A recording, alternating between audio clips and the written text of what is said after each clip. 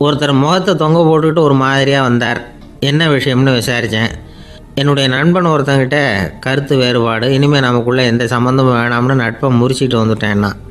நண்பர்கள்னு இருந்தால் கருத்து வேறுபாடு வரத்தான் செய்யும்னு. கருத்து வேறுபாடு வராமல் இருக்கிறதுக்கு ஏதாவது வழி உண்டா அப்படின்னு கேட்டாங்க. அதை பற்றி நிபுணர்கள் சில யோசனைகளை சொல்லியிருக்கிறாங்கன்னு. முதல் விஷயம் என்னென்னா, உங்கள் நண்பனுக்கு ஒரு செய்தி சொல்லணும்னா அதை நீங்களே நேரடியாக சொல்லுங்கள், அல்லது உங்கள் கைப்பட கடிதம் எழுதுங்க. அதாவது நேரடி தொடர்பு முக்கியம்.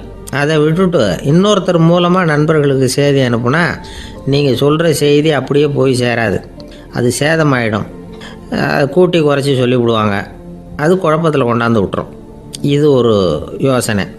ரெண்டாவது யோசனை என்னென்னா, நீங்கள் ஒரு நல்ல காரியத்தை செய்யும் பொழுது உங்கள் நண்பரையும் சேர்த்துக்குங்க, அவருக்கும் அதில் ஒரு ஈடுபாட்டை உருவாக்குங்க.